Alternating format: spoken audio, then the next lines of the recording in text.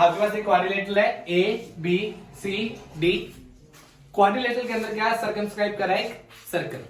तो स्टेटमेंट ये लिखा है एक quadrilateral A B C D, मतलब ए बी सी डी, उसके अंदर क्या है, सर्कमस्क्राइब। सर्कमस्क्राइब मतलब क्वाड्रिलेटरल के इनसाइड क्या है, सर्कल है। ठीक है, तो आपने ऑलरेडी डायग्राम बनाया, क्वाड्रिलेटरल बना दिया ए बी सी डी, उसके अंदर सर्कल रख दिया। अब जैसे ही सर्कल रखोगे, सर्कल ये क्वाड्रिलेटरल को टच करेगा। किस पॉइंट पर, पी पॉइंट पर, क्यू पॉइंट पर, आर पॉइंट पर, एस पॉइंट पर। ऑटोमेटिकली क्वाड्रिलेटरल लिखो, A B C D draw करो। रफली भी तुम ऐसे ड्रॉ करते हो। अगर उसमें सर्कल बनाओगे तो ये सर्कल चार कॉर्नर को टच करेगा, चार कॉर्नर को टच करेगा। उसको नाम दे दो पी क्यू आर एस, जहां पर टच करेगा। यहां पर मैं एक ट्रिक बताने वाला हूं कि तुम एग्जाम में गलती ना करो। अगर तुम नंबरिंग देनी स्टार्ट यहां से करते हो ए बी सी डी, तो ए बी के बीच में हमेशा पी पॉइंट को रखना है। ए बी स्टार्ट यहां से किया तो पी को यहां पर रखोगे। अगर ए बी को स्टार्ट यहां से करोगे तो पी को यहां से स्टार्ट करोगे। मतलब वो तुम्हारे पर डिपेंड करता है। अगर तुमने numbering A B C D लिखा तो पी क्यू आर एस जाना है। अगर उस साइड से लिखोगे अपर साइड से, तो ए बी सी डी इस साइड से जाना है। बस यहां पर गलती मत करना और कोई दिक्कत नहीं होगी। फिर हमने प्रूफ क्या करना है, देखो A B plus C D किसके बराबर आना चाहिए, A D plus B C. ये तुम्हें ऑटोमेटिकली पता लग जाएगा। लिखा हुआ देखो, मैंने ऑपोजिट साइड लिखी हुई है। A B plus C D किसके बराबर होगा, A D plus B C. मतलब ये वाली साइड का दोनों का सम किसकी साइड के बराबर होगा, इन दोनों साइड के सम के बराबर होगा। मतलब A B plus C D किसके बराबर होने वाली है, A D plus B C. मतलब ये दो और ये दो इक्वल होगा। ये प्रूव करके दिखाना है। तो तुम्हें वैसे ही पता लगेगा कि बराबर प्रूव करना क्या है। ठीक है, चाहे एग्जामिनर तुम्हें बोले चाहे ना बोले, तुम्हें पता होना चाहिए प्रूव किसके बराबर करना है, A B plus C D, A D plus B C, इसके बराबर ही प्रूव करना है। तुमने लिख लिया कि टू प्रूफ क्या करना है, जैसे डीबीडी थ्योरम प्रूव करते हैं, एज इट इज लिख के दिखाना है आपने। यहां तक लिख लिया तो सबसे पहले स्टार्ट करते हैं गिवन क्या आपके पास, यहां से सम स्टार्ट होता है तुम्हारा। आप गिवन पहले लिखते हो, गिवन क्या है, गिवन क्या आपके पास, A B C D is a quadrilateral. अपनी लैंग्वेज में लिखते हो कि गिवन में आपके पास क्या है, A B C D is a quadrilateral which is drawn to circumscribe a circle. जो क्या बना रहा है, अपने अंदर एक सर्कल बना रहा है, जो ऑलरेडी क्वेश्चन में गिवन है। पहली लाइन लिख दिया, एक मार्क्स यहां से मिलेगा।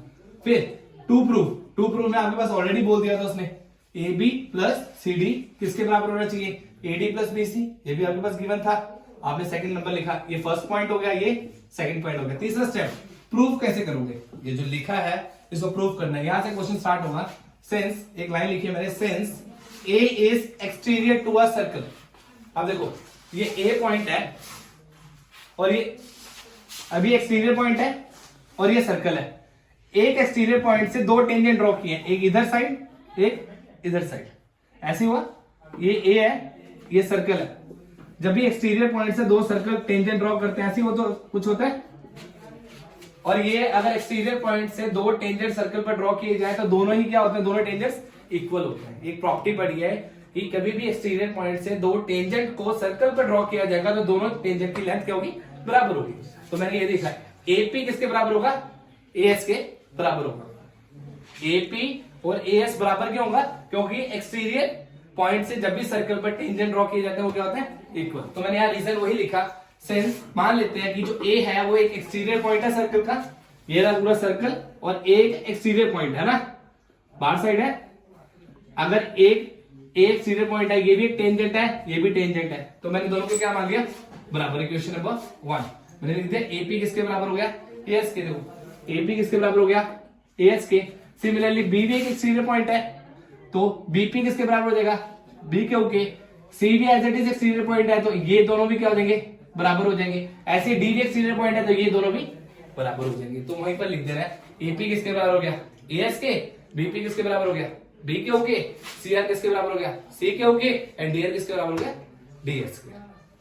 अकॉर्डिंग टू प्रॉपर्टी, यहाँ पर यही प्रॉपर्टी का रीजन लिख देना है। The length of tangent drawn from exterior point to a circle are always equal. मतलब जो भी टेंजेंट को किसी भी एक्सटीरियर पॉइंट से ड्रॉ किया जाएगा वो दोनों क्या होते हैं, बराबर होते हैं। ये रीजन लिखना है, ये रीजन के बिना सम नहीं है। अगर तुम ये लिख देते हो ना, AP is equal to AS, BP is equal to BQ, लिखने के बाद ये रीजन लिख दो कि जो दोनों लेंथ है इक्वल कैसे है, क्योंकि वो एक्सटीरियर पॉइंट से ड्रॉ किए गए। अगर ये एक्सटीरियर पॉइंट से ड्रॉ ना किए जाते तो ये और ये बराबर नहीं होती। ये रीजन लिख के दिखा देना तुमने बस, ठीक है।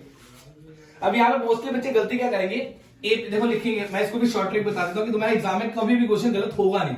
तो एपी और एएस, एपी और एएस ये वाली साइड थी, तो सिमिलरली कौन सी साइड उठानी है, बीपी, इसके सामने क्या रखना है, यही एपी प्लस बीपी। देखो मैंने बीपी को इस साइड ही रखा है, एपी भी इस साइड था तो बीपी भी इसी साइड रखा। अब तीसरी साइड मुझे किसकी रिक्वायरमेंट है, तो बच्चे क्या लिखेंगे, सी क्यू सी आर। देखो उसने ऐसे ना यहाँ पर सी क्यू और सी आर लिख देंगे, उनके लिए तो दोनों बराबर बात है, बट जब प्रूफ करने की बारी आएगी तब गलती होगी।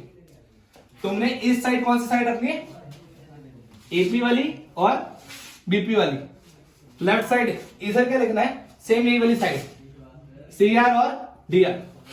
मतलब लेफ्ट साइड कौन सी साइड रहनी चाहिए, यही ऑपोजिट साइड, इसकी पूरी साइड लेफ्ट साइड होनी चाहिए, और राइट वाली साइड कौन सी चीज होनी चाहिए, जैसे एएस और एसबी, बी क्यू और बी क्यू, ये उस साइड होनी चाहिए, ये इस साइड होनी चाहिए, ताकि जब प्लस करने बैठो, प्रूव करने बैठो तो प्रूव हो जाए।